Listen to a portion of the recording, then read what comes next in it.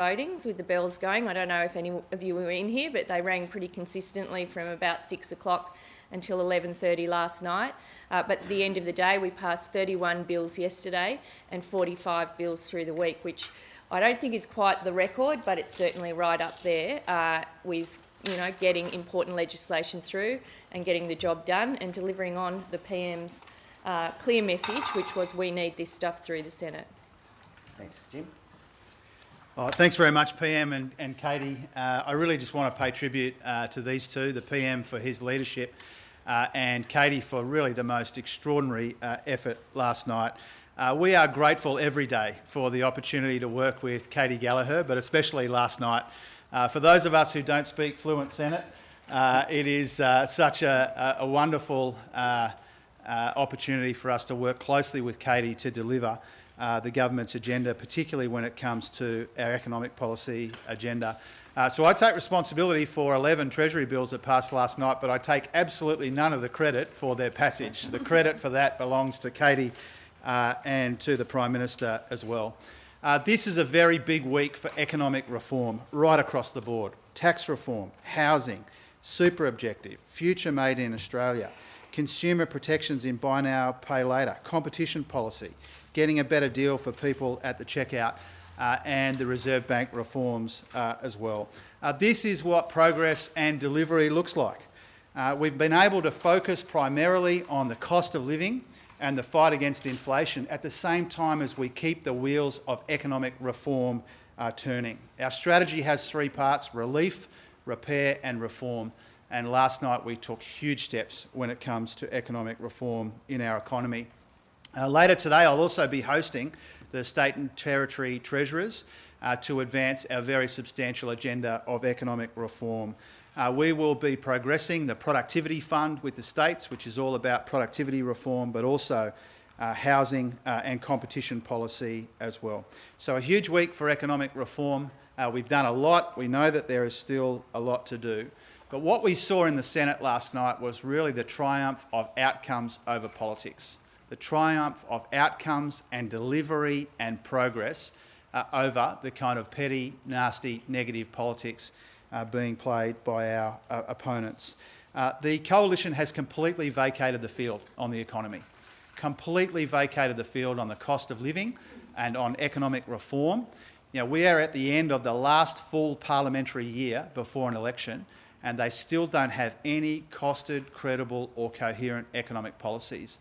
And I raise that to make the contrast with the really quite amazing progress that Katie and the colleagues were able to make in the Senate under the Prime Minister's leadership. I thank them again for the progress that's been made. I also acknowledge the work of all of our senators and the crossbench as well. The best kind of economic reform is bipartisan, but when the coalition has vacated the field, we have no choice but to make progress with the crossbench. I acknowledge them and I acknowledge these two in particular. I'm going to go to the Keynes T-shirt because it's the first time I've ever seen anyone anywhere, let alone at a press conference, with John Maynard Keynes on the front. 9 newspapers lead the world, Prime Minister. So, this is a question for the Treasurer. Yeah. How quickly do you think you'll see the reforms for the RBA in place, particularly the separate committee to set interest rates? Yeah, I want to acknowledge Shane and a bunch of people here who have had a really long-standing interest in Reserve Bank reform.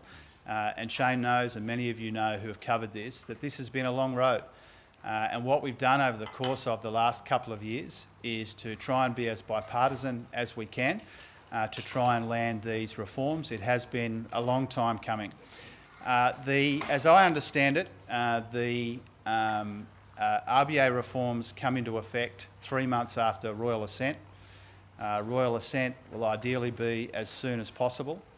And so that means our anticipation and what we've been discussing with Governor Bullock is that the changes would apply after the February meeting of the Reserve Bank. We'll have that clarified. We'll do a lot of work with Governor Bullock. I was in contact with her last night. Governor Bullock's done an amazing job getting her ducks in a row to make sure that we can progress this reform now that it has passed the Parliament. Our expectation, what we're anticipating, is that the new board would be constituted after the February meeting. And you've secured the bulk of your legislative agenda in a single day. Are you clearing the decks for an early election? Not at all. What we're doing is getting things done. And for a long time, there were roadblocks. We held the line on legislation. I saw a report about meetings, a meeting that didn't actually happen on the weekend last night. We were determined to get things done. And on issues, the week began with getting Help to Buy through. That has been in there for a long period of time. Got through, no amendments. We are determined to make a difference, and we argued strongly for the merits of the legislation that we had forward. We work each and every day to make a difference, and the legislation that was passed will make a difference. It means one of Jim's bills, I don't think he mentioned, was the build to rent. That's been around for a long period of time. That has the support of the Properties Council. That will result in at least 80,000 more rental properties as a direct result of the incentives. We listened and we engaged. We had our amendments ready to go to make a difference to people's lives. The cracking down on supermarkets will make a difference when people go to the checkout.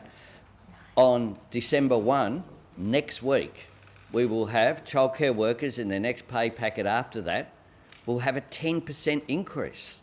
And that will make a difference as well by holding down, as part of that, we'll be holding down prices for mums and dads out there with their little ones in early childhood learning. That will make a positive difference. Tom? Prime Minister, you passed the ban on social media for people under 16. You're now going to work with social media companies on how to implement that in 12 months' time. Have you got things the wrong way around there? No, we haven't. We are very clearly sending a message about our intentions here, and what's more, the whole of the Parliament is sending that message, overwhelmingly supported. And this is something that tomorrow, on the sidelines of sporting events, whether it be netball or cricket season at the moment, or tennis or whatever, little athletics, mums and dads will be talking about this, and they'll be talking about it when they pick up their young ones from school this afternoon, and hopefully this morning dropping them off as well. This has been an issue that is raised with me more, or at least as much as any other issue, by people when I'm out and about, and what we've done is world leading. We'll work to make sure that it's got right, but the legislation is very clear. We don't argue that its implementation will be perfect, just like the alcohol ban for under 18s doesn't mean that someone under 18 never has access, but we know that it's the right thing to do. Are you not concerned that 31 bills rushed through overnight haven't had proper scrutiny, especially migration and social media, when they've been criticised as perhaps going too far but lacking enough detail? Some of the legislation that went through last night had attached to it 2023. That's the hint for how long it has been around. There was legislation last night that has remained in the Senate for a long period of time to literally change the references to Queen Elizabeth II to the sovereign. Now, I would have thought that should have passed the Senate in a minute after it was introduced. But no, the Senate is, Jim and I, neither of us speak fluent Senate. That's why we have Katie. It's beyond my comprehension why that was still around and not just flowed through. So we got our legislation through. It was all good legislation. It was supported by the Senate, and in the House today, most of the bills, I think there were about 4 or 5 divisions, but they carried overwhelmingly. Phil? So if you don't mind me observing, but your demeanour today and at the moment is a lot different than it was this time last year. You had a rough end of the year last year with the Voice and then the High Court decisions. how important, and I know you'll say what you did yesterday was important for the people of Australia, but equally, how important is it to morale inside your government going into over the summer and into the election season in terms of, you know, giving everyone a bit of a kick? We've always been positive, and we've always been focused on the plan that we have, not on the 24-hour media cycle, but on the objective of how do we deal with the two challenges. The first challenge of dealing with immediate issues that we're confronted with, the cost of living pressures due to global inflation, decisions of the High Court. You have to deal with things as they are, but always focused as well on the horizon, always looking out at that and where we want the country to go. And that's why the reforms like the Reserve Bank reforms, the Future Made in Australia agenda, is about building a stronger economy, making sure that the 1 million jobs that have been created since we came to office, more than any government since Federation, are added to with new industries and new support. Now, there's further we've got to do. Yesterday afternoon, we passed the production tax credits through the House of Representatives. It is astonishing that the coalition continue to oppose that. That pays on delivery. It rewards success, but it will bring forward investment. And there's first mover advantage when it comes to the shifts in the global economy. So we're focused on dealing with day-to-day pressures. Cost of living, we understand, is the number one issue, and a range of those measures that pass the Parliament deal with that. But we've always kept our eye on the big reform agenda, whether it be that economic agenda I've spoken about or the social agenda with our social media reforms, which are world-leading. Prime Minister, some Labor members are appalled by the migration changes that have passed the Parliament. Your party made promises to migrants and refugees. What do you say to Australia's multicultural communities that feel like Labor has abandoned them? We support our multicultural communities each and every day. We are a government that wants an inclusive Australia, that stands up for that. But we understand as well that our migration system needs to be robust and needs to be not manipulated. On Peter Dutton's watch, there was a huge spike in the number of applications onshore. We had 3 reviews into the migration system from the former head of Prime Minister and Cabinet, from senior respected authorities in this area. All of them said that the immigration system that we inherited was a mess. So we have to clean up a whole range of issues. We inherited an immigration system that wasn't fit for purpose. We inherited an aged care system that was in crisis and on the verge of collapse. It was summarised in an interim report of a Royal Commission with one word: neglect. We inherited a childcare system that if we didn't fix wages, then when parents wanted to participate in work and drop off their little ones at childcare centres, there wouldn't be workers there to look after them.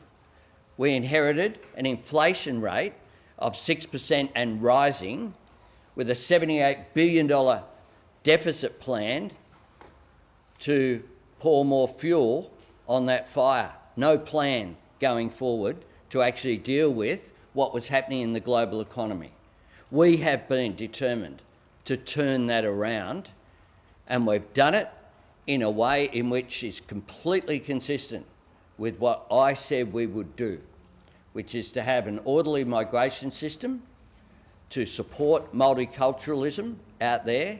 And I compared this government's record with the rhetorical position that the Leader of the Opposition had across a range of issues against a range of communities over his 20 years in this House. Mr. Albanese, on migration, how soon do you intend to strike a third country reception arrangement? Which countries could we pay to take non-citizens from Australia? And will you guarantee that you'll only do such deals with signatories of the Refugee Convention? We'll implement our legislation. We'll implement our legislation. Are there going to be any safeguards, or is it all bets are off? You get one. For the Treasurer, Prime Minister, if that's okay. Sure. Is the optics of appointing people to a monetary board for the Reserve Bank so soon before an election problematic? Is there a case for pushing it back? And if I may, is electoral reform going to come back next year? Do you want to do electoral I'll do electoral reform. Yeah, do you want that first? Yeah, if I could do electoral reform. Look, we we had discussions on electoral reform as we did on other issues across the Parliament, but particularly we thought that the coalition were going to support the agenda to take big money out of politics. That's what we want to do. Now, that path became a cul-de-sac, so we will look for other paths and roads to success. That is what we will do. So I've indicated to crossbench members that it is not sustainable in a democracy to have individuals contributing tens of millions of dollars. That damages our democracy because it takes away the principle that everyone gets an equal say in our democracy. And people know that that's the case. People know that over the last couple of elections, there's been a couple of $100 million contributed by one individual, and that is not healthy for our democracy. So we'll engage constructively, and I've already had some discussions this week with the crossbench, and we'll engage with the crossbench to see if we can progress reforms. We want greater transparency as well. My party makes declarations that we don't have to in accordance with the current electoral law because we think there should be greater transparency. Now, if we need to change some of the legislation that's currently before the Senate, then we're prepared to do that constructively. If the coalition change their mind on issues, we're open to discussions. We have to deal with the Parliament that the Australian people have elected. But I think what you'll see over the break is further discussions. Certainly I've committed to the crossbench to see if we can progress that reform, because I think that it's important in a democracy, and I think that that's what the Australian people want: more transparency, more accountability, and less capacity for people to put in these massive sums of dollars, and people only find out about it after an election's been held. Do the RBA thing. The passage of this legislation means that we can get on with strengthening and modernising the Reserve Bank. We have done a lot of work, an independent review, a lot of consultation to make sure that we can modernise and strengthen the Reserve Bank so that it plays the most effective role that it can in the future of our economy. We will appoint first-class, first-rate people to both of the new boards of the Reserve Bank. We have put a lot of thought into it already. We will consult with the opposition in good faith, as we're obligated to do, to make sure that the people that we appoint to the new Governance Board and the new Monetary Policy Board are first class and first rate. That has been our intention all along. The timing of the passage of the Reserve Bank reforms was not in our hands. If it were up to us, we would have passed it a long time ago. And we would have already had the new arrangements in place. The first deadline that was missed because of parliamentary shenanigans was the 1st of July this year. And in relation to Shane's question, I've told you about the new timing. And so we will appoint good people, we will consult with the opposition, and we'll do the right thing when it comes to these appointments. Now, our strong preference was for these reforms to be bipartisan, because we believe that the independent Reserve Bank should be above party politics. We did everything that we could, privately and publicly, to try and reach a bipartisan consensus on these reforms to modernise the Reserve Bank. When the opposition came to us with about half a dozen concerns, we accommodated every single one of their concerns. We made changes to the legislation to accommodate that. They still said no, and that meant that we had to negotiate with the crossbench. That wasn't our first preference, but it was made necessary by the irresponsible behaviour of the coalition.